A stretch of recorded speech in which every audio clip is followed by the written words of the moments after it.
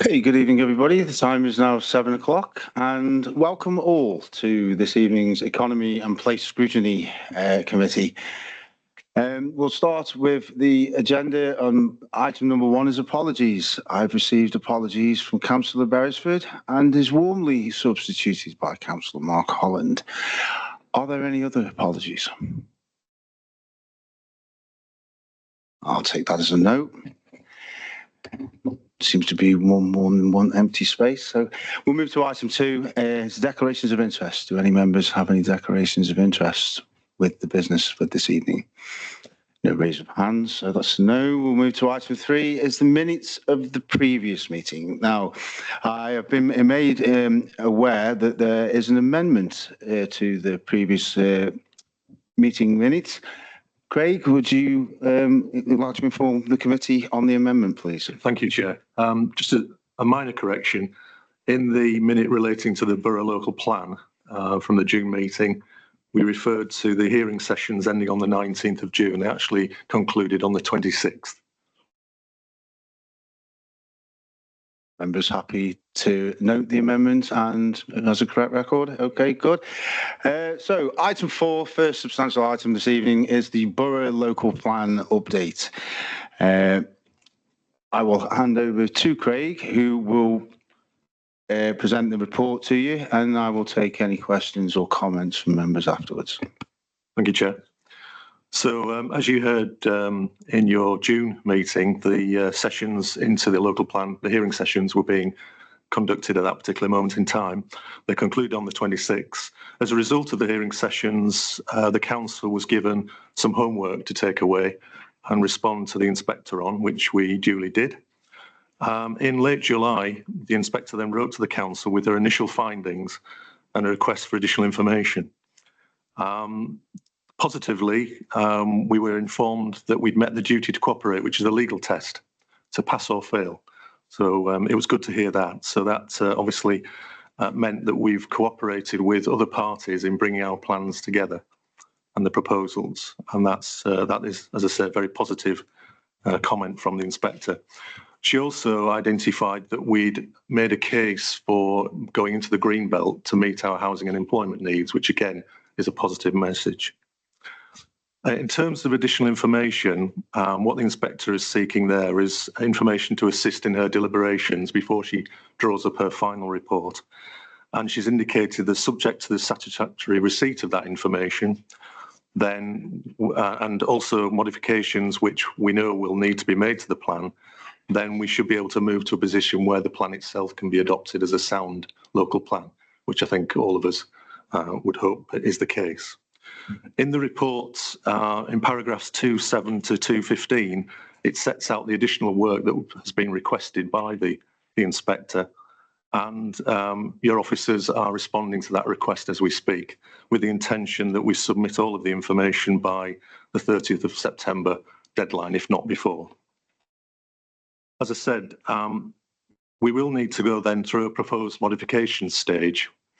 And this is where the inspector has identified, as well as the council has identified, in response to the objections and representations that were made to the Reg 19 submission plan, changes that would make the plan better or make it sound. So what will happen when we've submitted all of the information that I've mentioned there is that the inspector will write to us, agree a set of modifications, which will then have to go out for consultation for a 6-week period. On receipt of people's comments in response to that, the inspector will then draw up her final report. The Cabinet report was taken on the 2nd of September, and delegated powers have been given to the Deputy Chief Executive in consultation with the strategic planning portfolio holder to administer that next stage of the process, which is the proposed modifications. Thank you. Thank you, Craig. I do believe that there are a number of questions to be asked. So what I will recommend, if it's okay with members, is that each individual question will then get answered and then move on to the next. Happy? Yep. Any questions for Craig? Councillor Joel then. Yeah, thank you, and cheers for that, Craig. Thanks for the update on that. I think from our point of view, from the Labour group here, we want to know, are we confident by the 30th of September that we're going to be able to get all this information collated to then pass on to the inspector? But and then also, what is there any implications so far that we've faced where we aren't going to be able to get that piece of information over? Don't know from our group if there's any more questions based on what we discussed on that through you, obviously, Chair. Yeah, I'll bring Craig in to answer that. Yes, I think we're confident. Obviously, we are reliant on external parties to help us respond to some of those questions. We've already fed back a number of responses to the inspector, as we agreed we would do with the strategic planning portfolio holder, to help make progress. And yes, we've already identified who we need to be speaking to, and those people are being flagged up and asked for their responses by actually next week. So we're in a good position. Sorry, can I just come on the back of that? What happens if we don't get the information within that time frame? Will then that be extended that we get?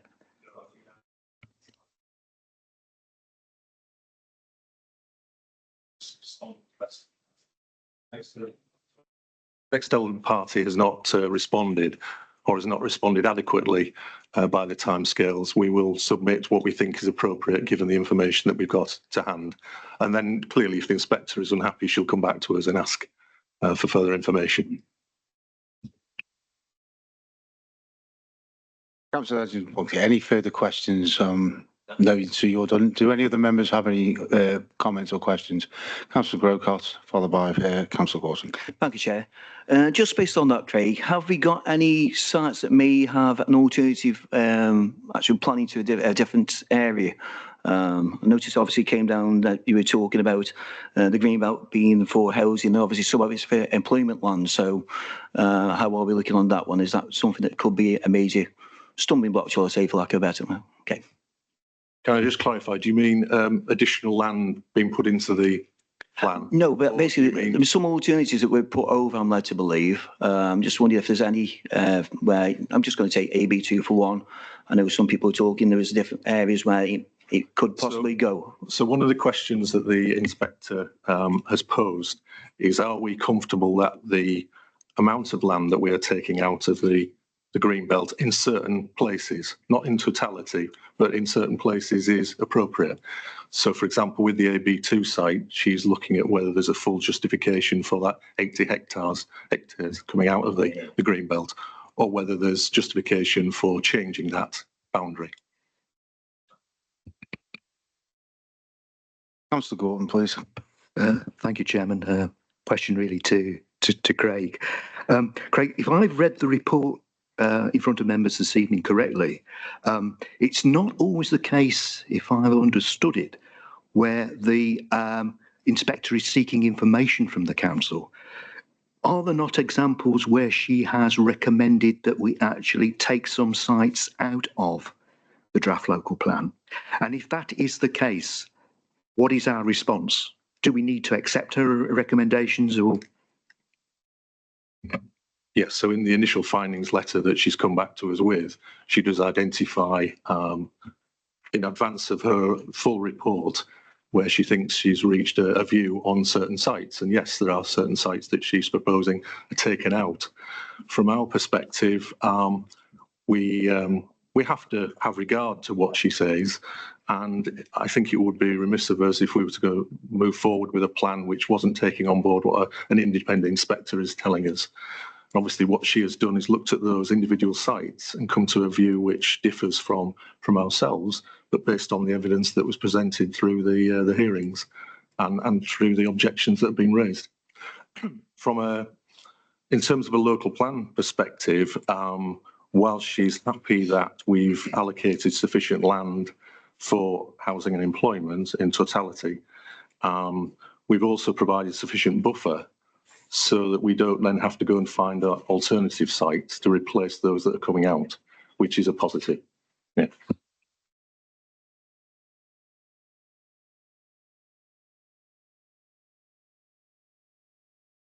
Members have any further questions to Craig? Councillor Holland. Thank you, Chair. I think this is a good report and a good outcome that's come forward to us tonight. The inspector could have gone three ways, as is indicated in the report. We could have been told this is completely unsound, you need to go away, or we could have been told this is fantastic, you're adopted as is. But my feeling is very strongly that it's quite rare for a local plan to get adopted without any kind of corrections at all. I know there are very many educated people in this room, and it seems to me it's very much like defending a thesis. If you've ever done that, the most common outcome is a pass with corrections, and what this council has been told is that our reasoning is sound. It is a pass with main modifications, to use the jargon of this particular process. But the things that we needed to prove as an authority, the things that were important, were found to be sound. Are that duty to cooperate? That's a big plus. And the case has been properly made for the strategic taking out of the green belt of certain sites. And that, of course, that strategic removal from the green belt protects our green belt and our green spaces and our countryside elsewhere in the borough. So it is a positive outcome, I think, from what we've had reported to us. This is good news, and we will go forward to make those modifications and to see our local plan adopted. And I know that that's something I've been calling for to happen as rapidly as possible for as long as I can remember being on the council, and that is now, I think, 14 years we've been without an up-to-date local plan. Responding to something that was raised just a moment ago, my concern about sites coming out of the plan, and fair enough, the reasoning has been given by the inspector as to why certain sites may have to come out.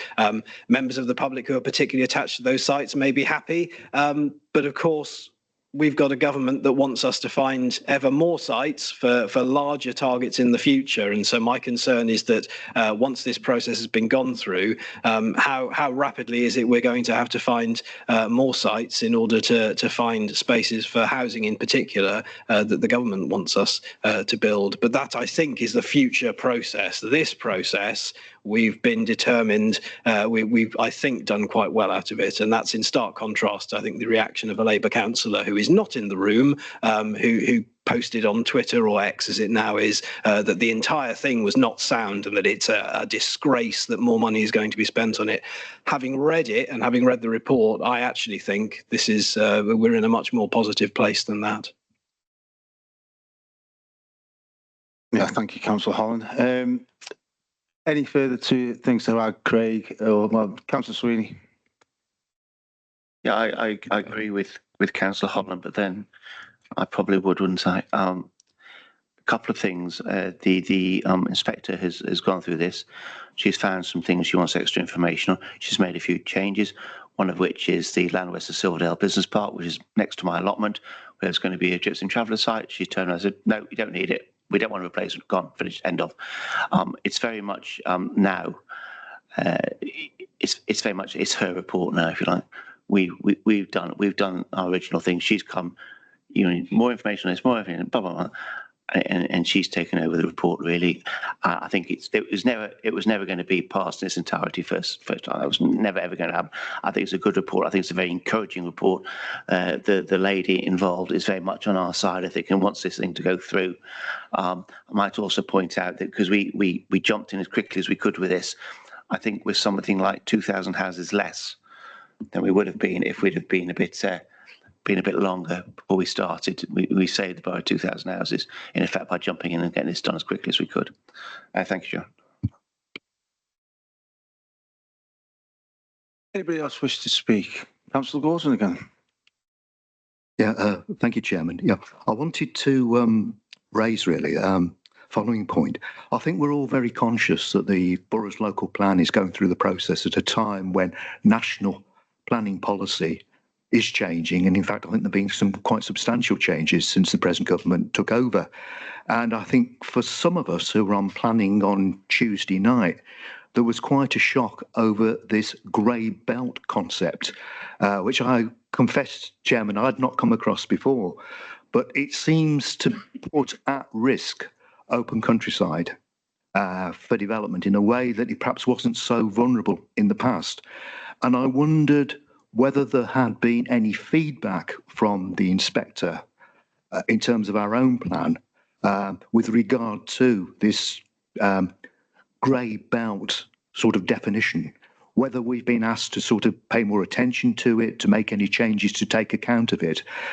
Speaking for myself, I think it's a change in planning policy that fills me with some deep concern. Just to explain, the grey belt was introduced in the last iteration of the National Planning Policy Framework, the NPPF, which came out in December of last year. Our plan is being tested by the previous version of the NPPF, so grey belt hadn't then been introduced. So it's for a future plan. Yeah. Okay. As Councillor Holland said, the educated people in this room have just, well, educated me in any way. Councillor Holland, please. Thank you, Chair.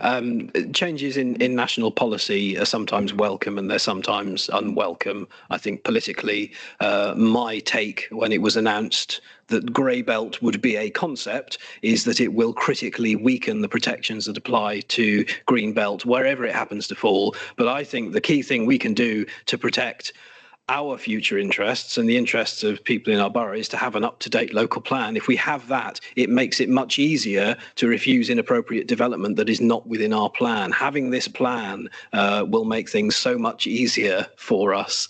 We should do it as soon as possible.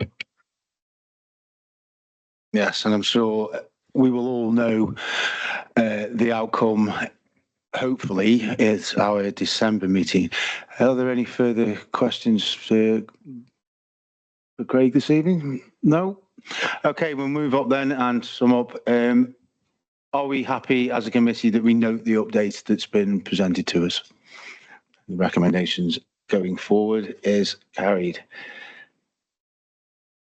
Moving on to item 5. This is the Civic Pride Empowering Our Communities strategy. This report is found on pages 17 to 40 of your agenda. I will bring in Councillor Sweeney and a warm welcome to Michelle Hopper on the end there, who's joined us also this evening. Councillor Sweeney. Yeah, thank you once again, Chairman. I'm just going to introduce this and I'll pass it over to the officer afterwards. People who've known me for a long time know I've been a councillor in Clayton for 20 years. And I'm very proud of Clayton. I think I've got great pride in my area. You'll never, ever, ever hear me say anything bad about Clayton. And I never will. And I think on 1.3 on this, I think it really sums up the whole policy. I'll just read it out. Civic Pride aims to create a strong sense of belonging to and pride in our fantastic borough. It's a response to feedback from residents and captures a lot of the work that really goes on by the council and its partners under a unified Pride and UL badge. And it's also a call to arms for people of all ages to get involved, which is what this is all about. And pride in our community, pride in the place we live, and wanted to look after it. But after that little bit of spiel, I'm going to pass it over to the officer. Thank you, Councillor. So in October 2024, the council launched the Civic Pride campaign, which aims to boost pride across the borough and strengthen its reputation as a place that's clean, safe and friendly. And this followed a year-long programme of Civic Pride events in each of the wards across the whole of the borough. On the 11th of June this year, we also launched the Civic Pride Investment Fund, which totaled £22,000 in support for community groups who could then apply through a simple application process for a maximum of £500 to undertake some positive works in line with the Civic Pride strategy. One of the council's priorities is to create a healthy, active and safe community. So as part of the work, the council is committed to working with partners and local groups to make a really positive difference in every aspect of the borough. And the Civic Pride itself is a great legacy for the borough's 850th anniversary celebrations, and it aims to build on the work that was completed as part of that programme. Cabinet has previously approved the draft Civic Pride Empowering Our Communities strategy, and that was out for consultation at the moment. It's been out since July and it's currently still out for consultation. You'll find more information on that on the Borough Council website. But at the heart of how we work at Newcastle Council, we listen to our communities and we look to find ways to give residents power in their own lives and in their neighbourhoods in what they can say and do. And this is really integral to the civic pride approach. Our community is active across all aspects of the borough. With residents, we work with partner organisations, schools, the college and universities, businesses. It includes voluntary and community sectors as well. And each day we're working together to make a really big difference. The Civic Pride strategy falls on the back of the Staffordshire County Council community strategy, which was launched and developed in 2024. And it reaffirms how important it is to have the community involved in setting the direction of how the council works and moving forward and what we need to do to implement that action. In every part of the Borough Council, councillors, staff, volunteers and services, we interact on a regular basis with residents and partner organisations every single day. So it's really important that we do this right. This is why working together with our communities, it's central to our council plan. The strategy has been developed by listening to what our communities have told us and hearing from people who live and work, study and enjoy Newcastle. People have talked about what they would like to do themselves and with each other in the borough, and what the council could also do differently. And this has formed its first iteration of the Civic Pride Empowering Our Community strategy for 2025 to 2028. Integral to the strategy is the delivery plan, and it sets out some practical actions that we can take together with our community under the themes of great places, where we live, connected communities, and the way the council listens, talks, and acts. The strategy itself is intended to guide how the Borough Council works with its communities, how the communities can be involved in decision-making and local service delivery, and also to support workforce and partners. Like I've previously said, the consultation is in progress with the group of stakeholders, which would then draft the strategy before formally adopting it later this year. It's running for an online at the moment for 6 to 8 weeks, and it's currently still open, so please take part in that consultation. The recommendation from this report is that the committee considers the draft Civic Pride Empowering Our Community strategy for 2025 to 28 and welcomes any feedback in advance of its adoption. Thank you very much. Thank you, Michelle and Councillor Sweeney.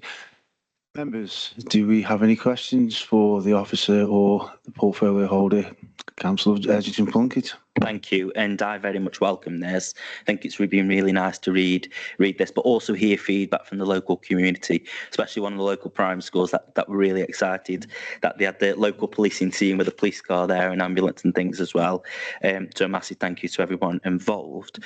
My main point on this, and again, I think it's a development point at every single stage, and it is how we sort of put this out in the community, get more groups and organisations involved. And I think it's something that as a joint committee, but then also officers, it'd be really good if we could sort of get our heads around how we publicise that. I know a few people I spoke to weren't aware of this, but then saw the posts and things on social media.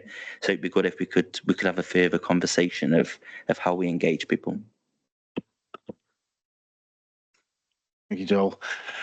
Anybody else wish to comment? Councillor Gordon. Thank you, Chairman. Good report and a good strategy. Very clear targets. I did get involved in the Civic Pride Day in Woolstanton. It's one of the few times I can say that when I was walking around Woolstanton that I was actually getting thumbs up from people. At least I think it was thumbs up. I wouldn't want to investigate that too much. I mean, as has already been said, you know, we should support this. There are one or two sort of suggestions I would make, and I got a comment actually on the fund itself. In terms of the strategy, there's a lot of emphasis on measuring and assessing sort of deliverables. I wasn't quite sure who was going to do that and whether the strategy would have more impact if there was a sort of named officer or a named group that would take responsibility for that.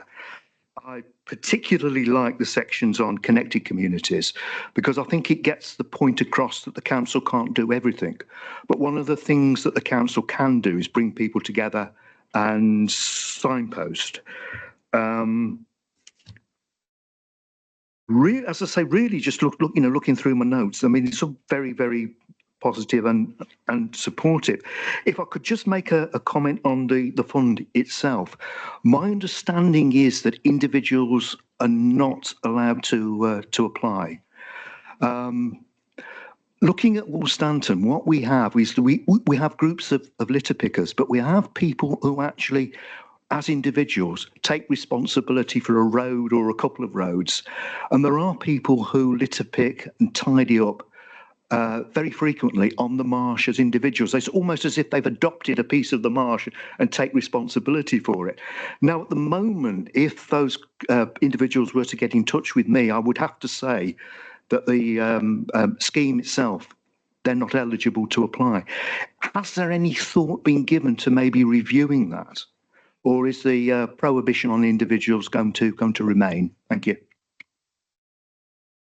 So in answer to that question, when it comes to our volunteers who are litter pickers in the community, the reason that they wouldn't be eligible for this application process is because we already distribute bags, litter pickers and equipment to any of the volunteers who want to go out litter picking anyway. So that's just a normal business as usual for the Borough Council. So therefore, obviously, the Civic Pride fund itself it's got quite a varied and quite open-ended application in terms of its what's required as part of the application process. Obviously, as with anything, these things are subject to review anyway, and we're always looking for improvements, and this is why we've come to committee tonight, obviously, to get your feedback and your recommendations, and if there's anything else that you would like to see in this strategy and in the investment fund itself. But it is a new strategy, it is a growing thing, and it is something we're hoping to build on and develop in the next coming years. Going back to your point around the metrics side of things, so the plan is we're working really closely with the county council around how we can look at those metrics and do some pre and post event metrics, so we can really ascertain some of the issues that are going on in the neighbourhood, some of the really integral projects that groups would like to get involved in, and then ascertaining how they felt about how the project went following the Civic Pride event itself. But like I say, it's very much a development in progress. We're looking to engage as many groups as possible. It's not always possible.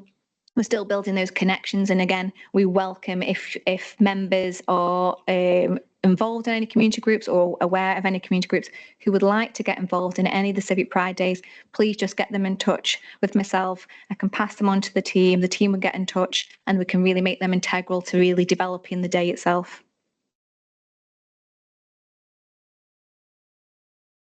Any further questions or comments to the officers or anybody else? No? Okay, so to sum up then, as Michelle pointed out earlier, are the committee happy that we consider the recommendations as set out in this report? Yes, I see a series of nod of heads, so that's clearly carried. So we'll move on to item 6, which is the Town Deal and Future High Street Funds update. This report is found pages 41 to 52. I see Councillor Sweeney's raring to go, and I'm sure he'll may possibly bring in somebody else. Councillor Sweeney. Thank you, Chairman. Apologies for those who were here the other night, because you're going to hear the same spiel deck. So that's this is just one of those things, I'm afraid. I'm just I'll just fly through the things really. First interesting point: Future High Street Fund work cost is progress now completed, and the fund is spent. So that's done. That's gone. And I think we're probably one of the first in the country to get all the money out of the way. Mark improvements, the digital screen. I think is going in place next week.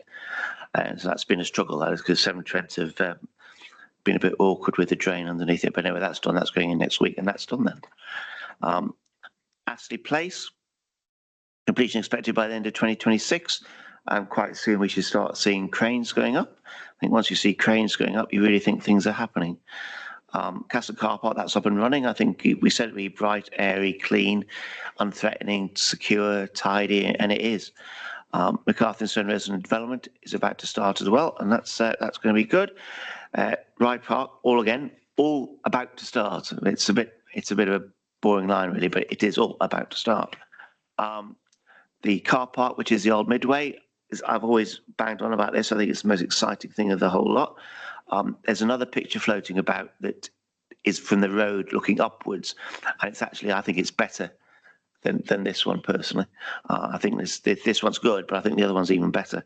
Asset Performing Arts Centre's up and running. Nutton Chesterton. Sorry about the Chesterton picture. Aspire commenced work on the resident on High Street, so that's up and running. There's been a problem with the Enterprise Centre. I mean, it's not our Enterprise Centre, it's the county's, but they're waiting connection to a substation, which again, when you're working with utilities, you wait. Plans for Village Hall at the Crossroads, but we're looking at new ideas for that. Newcastle Town now running the sports pavilion on the Whammy. And if anybody's had the pleasure of going up to Row Lane and seeing the facility got up there, you can rest assured that I think Newcastle Town will do a good job in running this. Cross Street Chesterton, again, it's written there, that's going along nicely. Sorry about the picture. Zanzibar Enterprise Units, bottom of the site there. They'll be owned by the Borough Council and be renting out. We can't really have enough of these enterprise units. They just absolutely fly out. Walking cycling outside here, that's done now, that's finished. I've seen the signs finally gone up after about 7 years on the main road. Sustainable travel, there's a bit of a problem with Keele University with the gateway they're doing up there, ownership of land and things like that. Nothing to do with us. They just, Sam can tell you more, I can't remember full details of it, but there's a bit of a disagreement with various different bodies.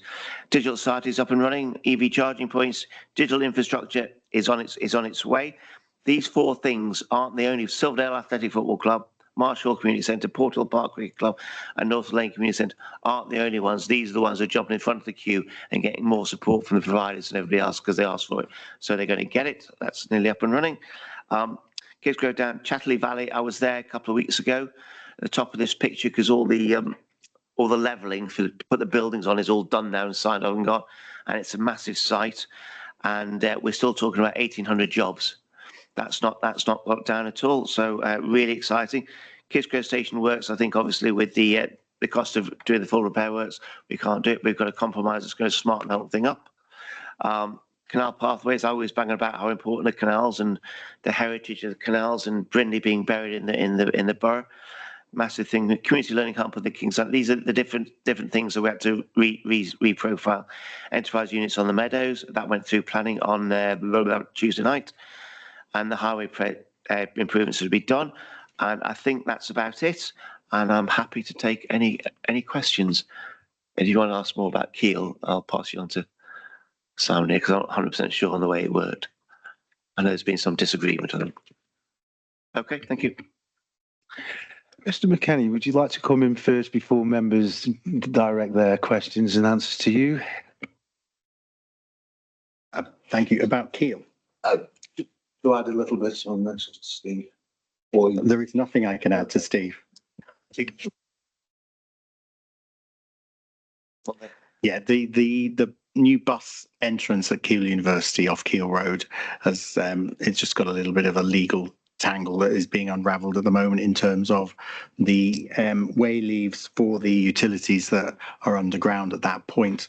The trust that owns the land of the university, I think, want to maintain access to that because if a utility goes down, that's the university out of order. So they don't want to hand that responsibility over. So, but there is a way forward, legal documents being drafted to get that sorted. It's just delayed things a week or so. Okay. I'm sure that members who were on finance last week obviously know the answer to this, but I haven't had the opportunity as yet to watch last week's second best scrutiny committee. So I will ask this. Are we made any progress? Yes, I'm sure he is. Have we made any progress with the Kidsgrove railway station, or are we still at a whole? Well, Yes, we have made progress, Chair, in terms of that we now have a revised scheme that does not require any remediation works to the ground that are affected by mine works. And you can see from the pictures that we've put in the paper there, it's mainly a station refurbishment and a small realignment and public realm works to the car park, etc., which avoids the circle of remediation that we've had to deal with. And Network Rail and EMR, East Midlands Railway, are currently discussing how that will work. We've had initial indications from Network Rail that they're happy. Currently, there are more detailed discussions going on, and we are hoping that by the end of the month for the Kidsgrove Town Deal Board, I think it's on the 25th or 26th, we will have a confirmed agreement between Network Rail and East Midlands Railway on the scheme, which will then mean that we can then progress that scheme.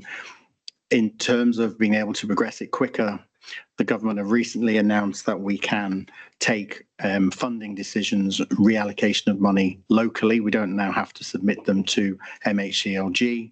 So as long as the Town Deal Board and the Section 151 officer are happy that we've achieved value for money for each of these schemes, we can press ahead without having to go to the lengthy approval process that we've gone through. So that means that the train station can pick, the refurbishment works of the train station can pick up speed and get on site sooner than we'd hoped. So it's excellent news. Okay, do many members wish to ask any further questions of Councillor Casey Holm? It's not really a question, actually. It's about the Castle car park and the question I asked at the last meeting about the automatic door openers. I've been along to the car park. I've seen that they're working. Thank you very much for sorting that out. And I think Steve answered the question that it's actually being used more now than it has been for quite a long time. Is that correct? Thank you. I'm glad that you've used those door openers. The use of the car park is progressively increasing. It's always been popular because we closed the previous car park, but we are finding that more people, I mean, it's a slow growth, don't get me wrong, we've got to get more activity in the town, more people needing to access the town facilities, and I think what we're trying to do across the town will generate more car journeys into the car park, which is counter to the sustainability issue around use of cars, don't get me wrong, but we are not seeing a dip in performance of car numbers into the car park at this point.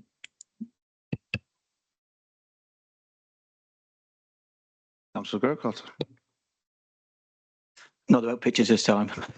No, just a quick one actually. So thanks actually from Chester Community Centre, and today obviously I've been talking with Michael Snaith about the Chester Community Centre about the digital rollout. So that's good news. Obviously it's all good, and so all community centres are the same. Obviously last week we were hearing about obviously the Nutton change of plan. Would you just go through that with everybody? What could be happening there about obviously Village Hall, obviously how that's gone, and just like the things that obviously Steve mentioned last week. Okay. We've got planning permission for a village hall in Nutton, alongside the Aspire residential development. We've been unable to secure a CIC operator to operate that, and we have said that we won't be building that building if we don't have an operator.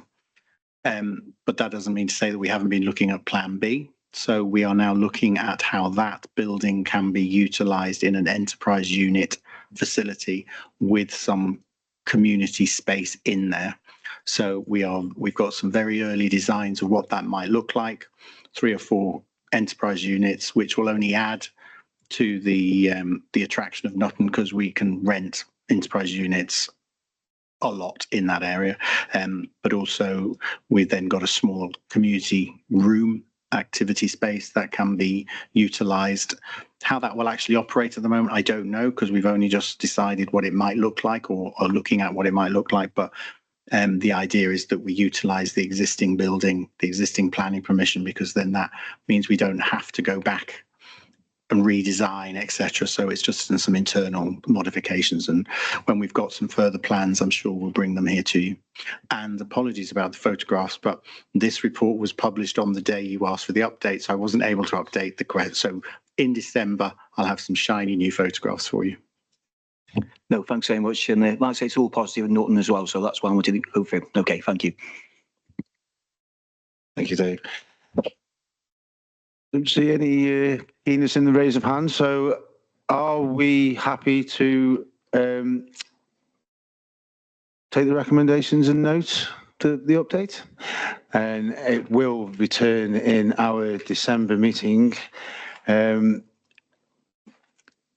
is a given fact. So item 7 is the work programme, which is found on pages 53 to 58. Just planned items for our December meeting on the 8th. It's the local plan update and the town deal and future high street funds update. But we also have planning, enforcement and performance, as well as a car parking strategy. Simon, would you mind just giving us a brief description on what we expected from those last two items? No.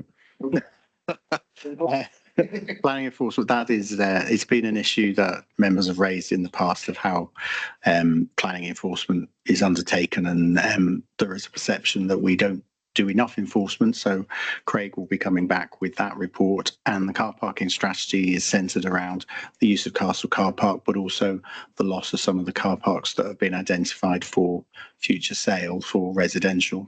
So this is part of that update, and it's a matter for you for them to have a look at what that developing strategy looks like. Thank you. Very brief indeed. Do any members wish to add anything to the upcoming work programme? No, I think that's quite enough. So with that set aside, we'll move on to items number 8 and Councillor Gordon. Document as printed, but I'm a bit confused because according to the council's committee calendar, we've got a meeting scheduled for the 19th of March next year. Is that meeting going ahead? Are we,